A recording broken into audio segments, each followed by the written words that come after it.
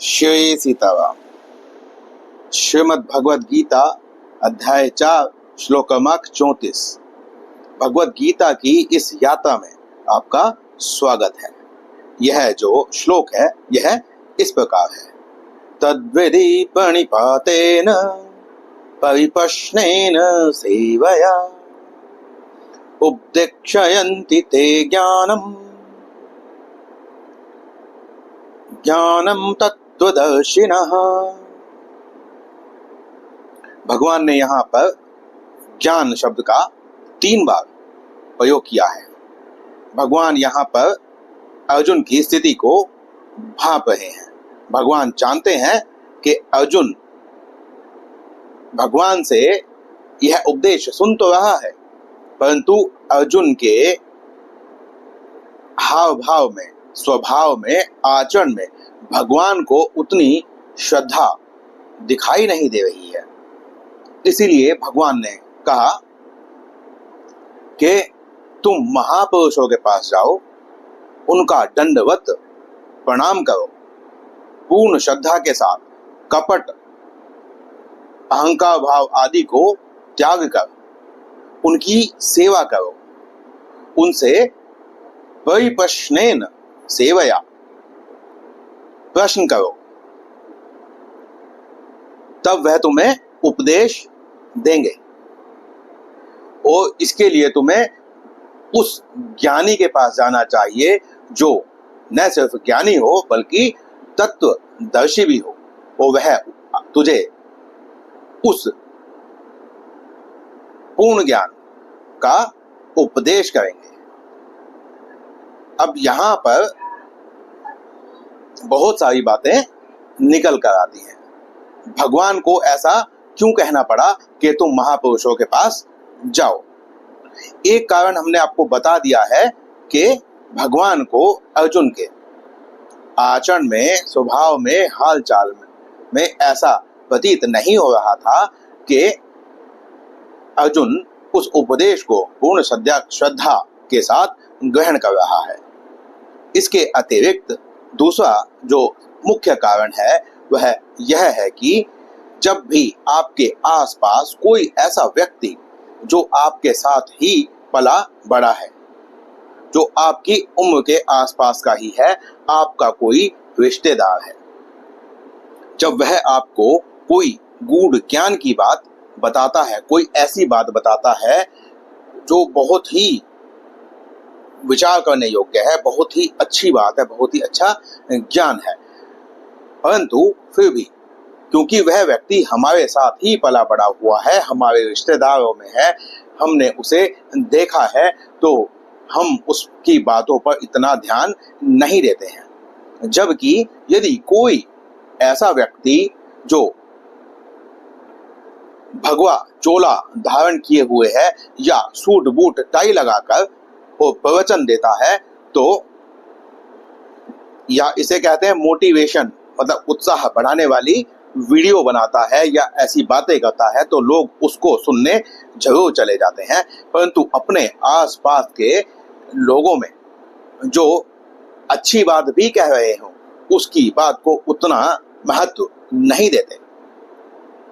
भगवान जानते थे कि लौकिक में ऐसा होता है, इसीलिए भगवान ने यहाँ पर उन लौकिक लोगों के लिए ही यह बात कही, क्योंकि अर्जुन का तो सौभाग्य है कि उसके सामने साक्षात परमात्मा परमेश्वर स्वयं उसको उसका मार्गदर्शन करने के लिए उपस्थित है, परंतु लौकिक में हर व्यक्ति के पास ऐसा अवसर नहीं प्राप्त होगा। इसलिए भगवान ने यह जो श्लोक है यह हम जैसे तुच्छ जीवों को ध्यान में रखकर कहा है। अब भगवान ने यह कहा कि तत्वज्ञानी महापुरुष के पास जाओ। यहाँ पर ज्ञानी कह दिया था, तो फिर तत्वज्ञानी कहने की क्या आवश्यकता थी? ज्ञानी जो होता है वह बस शास्त्रों को पढ़ लेता है, शास्त्रों को रट लेता है, परंतु यदि उसका शास्त्रों में चिंतन और मनन नहीं है तो बस वह ज्ञानी ही कहा जा सकता है। क्योंकि उसने वो सब ग्रंथ पढ़ लिए हैं, परंतु वह तत्वदर्शी नहीं कहा जा सकता है। और यदि कोई ऐसा व्यक्ति है जो तत्वदर्शी है परंतु उसने शास्त्र नहीं पढ़े हैं, तो वह इस ज्ञान का परमात्मा रूपी वह स्वयं तो साक्षात्कार भगवान का कर लेगा, परंतु वह किसी और को उन सभी बातों को इतने ठोस तरीके से नहीं कह पाएगा जिससे कि लोगों पर उसकी बातों का प्रभाव पड़े। तो इसीलिए भगवान ने यहाँ पर यही कहा है कि जो तत्वदर्शी भी हो और जो ज्ञानी भी हो वह ज्ञान का उपदेश करेगा। ज्ञान का उपदेश का अर्थ है भगवान का जो यथार्थ ज्ञान है कि मोक्ष क्या है, परमात्मा प्राप्ति कैसे होगी, मेरा कल्याण कैसे होगा, मेरा जन्म क्यों हुआ है। इस प्रकार के जितनी भी शंकाएं साधक के मन में है, एक तत्वदर्शी ज्ञानी व्यक्ति ही इन शंकाओं का समाधान कर सकता है। अब भगवान ने यह क्यों कहा कि दंडवत प्रणाम करो, क्योंकि भगवान ने यहाँ पर यह कहा है कि जो तत्वदर्शी ज्ञानी व्यक्ति होगा वैसे तो उसे शरीर से कोई मोह नहीं होता है। वह उसके सामने यदि आप दंडवत प्रणाम करें या ना करें, परंतु उसे इससे कोई फर्क नहीं पड़ता है। लेकिन यदि आपको ज्ञान ग्रहण करना है तो आपको विनम्र होना चाहिए, आपको आपके आचरण में विनम्रता दिखनी चाहिए, आपको कपट पूर्वक वह दंडवत प्रणाम नहीं करना है, आपको ऐसा ड्रामा नाटक नहीं करके दिखाना है, आपको अच्छे से श्रद्धावान होकर उनकी सेवा करनी है। अब सेवा करने के भी दो तरीके हो सकते हैं। पहली बात हम यह कहेंगे कि सेवा करना क्या है। सेवा करने का अर्थ यह है कि एक तो आप किसी व्यक्ति के हाथ दबा दें, पैर दबा दें, उसके लिए जो उसके जो कार्य हैं वह सब कार्य जैसा उन्होंने कहा है उस प्रकार के कार्य आप संपन्न कर दें, उन्हें सभी प्रकार के शारीरिक सुख पहुंचाएं। एक सेवा यह है। दूसरी सेवा भी भगवान ने यहाँ पर कही है, परिप्रश्नेन सेवया। ज्ञानी व्यक्ति की असली सेवा, तत्वदर्शी की असली सेवा वह होती है जब उसके सामने कोई साधक जिज्ञासा करता है, वह जिज्ञासा पूर्वक परम तत्व को जानने के लिए प्रश्न करता है, और वह जो प्रश्न है वह जिज्ञासा के लिए होते हैं, वितंडा करने के लिए नहीं होते हैं। जब वह अपने कल्याण के, जगत के कल्याण के विषयों के प्रश्न तत्वज्ञानी पुरुष से पूछता है तो वह स्वयं ही तत्पर हो जाते हैं उन शंकाओं का समाधान करने के लिए। जैसे आपने देखा होगा कि जो गाय माता होती है, गाय माता के सामने यदि उसका बछड़ा आ जाए तो वह वात्सल्य से भर जाती है और दूध उत्पन्न करती है। जैसे एक स्त्री अपने छोटे बच्चे को भूखा देखकर, अपने सामने देखकर उसके लिए दूध का उत्पादन कर देती है, दूध उत्पन्न होने लग जाता है, वह बच्चे की भूख मिटाने के लिए होता है। इसी प्रकार ही जो तत्वज्ञानी व्यक्ति होता है, पुरुष होता है, महापुरुष होता है, वह यह देख लेता है कि अब इस साधक को ज्ञान की भूख है, वास्तविक जिज्ञासा है, तो फिर स्वतः ही वह उस वास्तविक जिज्ञासा को मिटाने के लिए एक अद्भुत संवाद करता है, उपदेश देता है, जिससे उसके सभी शंकाएं समाधान हो जाए। अब यहाँ पर एक श्रुति भी इसका प्रमाण देती है कि हमें गुरु के पास जाना चाहिए और वो गुरु कैसा होना चाहिए। यहाँ पर कोई इसे जातिवाद से न जोड़े। यह कहा गया है कि जो जन्मना ब्राह्मण हो, अर्थात जिसका जन्म ब्राह्मण के कुल में हुआ हो, वह क्षत्रिय ब्राह्मण हो, उस प्रकार के व्यक्ति को, पुरुष को आपको गुरु बनाना चाहिए। अब यहाँ पर जन्मना ब्राह्मण क्यों आवश्यक है? क्योंकि भगवान ने कहा था चातुर्वर्ण्यम मया सृष्टम गुण कर्म विभागशः। भगवान ने सिर्फ कर्म नहीं कहा है, भगवान ने गुण भी कहा है। और वह जो गुण होते हैं वह कुल के साथ पिछले जन्मों के कर्मों से वह व्यक्ति लेकर उत्पन्न होता है।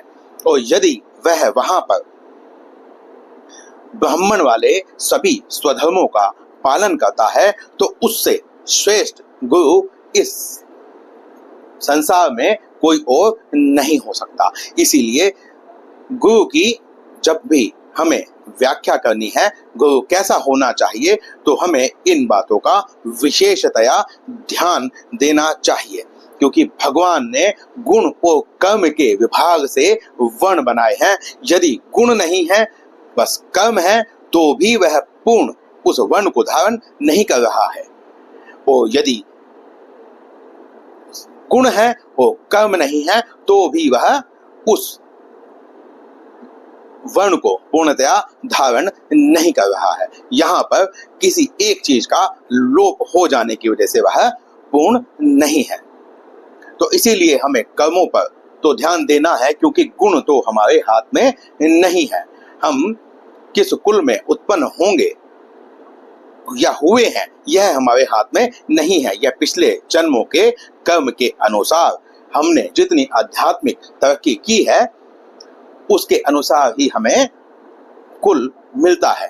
तो वह तो हमारे हाथ में नहीं है, परंतु हमें अपने आचरण पर, अपने कर्म पर सदैव ध्यान देना चाहिए। इससे कभी भी टलना नहीं चाहिए। यहाँ पर भगवान ने कहा है कि उपदेश करेंगे, आप ग्रहण कर पाएंगे या नहीं, क्योंकि भगवान कह रहे हैं कि जब मैं सामने होते हुए भी तुम्हें उपदेश दे रहा हूं, ऐसा कोई उपदेश तो है नहीं कि जो मैं तुम्हें दे रहा हूं वह उपदेश से बढ़कर कोई और उपदेश तुम्हें दे देगा, क्योंकि भगवान तो पूर्ण ज्ञान है। तो भगवान ने यह कहा कि वह तुम्हें उपदेश करेंगे। जब तुमने मेरा कहा हुआ ही नहीं समझा तो क्या पता तुम उसका भी ग्रहण कर पाओगे या नहीं। इसीलिए भगवान ने आगे श्लोक में कहा है श्रद्धावान लभते ज्ञानम, अर्थात जो श्रद्धावान होता है वही ज्ञान को ग्रहण कर सकता है। भगवान ने यहाँ कहा कि वह उपदेश कर देंगे। यदि तुम में श्रद्धा नहीं होगी तो तुम कहीं से भी ज्ञान प्राप्त नहीं कर सकते हो। इसीलिए हमें कभी भी किसी के साथ दोष दृष्टि नहीं रखनी चाहिए। यदि आप किसी अध्यापक के पास जाते हैं, वह आपको ज्ञान देता है परंतु आप ग्रहण नहीं कर पा रहे हैं, तो आपको यह दोष दृष्टि नहीं करनी चाहिए कि वह अध्यापक, वह आचार्य बुरा है। आपको यह देखना चाहिए कि अपने भीतर झांकना चाहिए कि क्या मुझ में पूर्ण श्रद्धा है, क्या मैं इस ज्ञान का अधिकारी हूँ, क्या यह मेरी क्षमताओं में है। यदि नहीं है तो मुझे उस पर काम करना चाहिए, क्योंकि यदि मैं दूसरे में दोष देख भी लूं तब भी मैं उसके दोष को सुधार नहीं सकता। चिंतन उसी का करना चाहिए जिसे सुधारा जा सकता है। मुझे अपने दोषों का चिंतन करना चाहिए क्योंकि मैं उन दोषों को सुधार सकता हूँ, परंतु दूसरे के दोषों को सुधारने की सामर्थ्य मुझ में नहीं है। मैं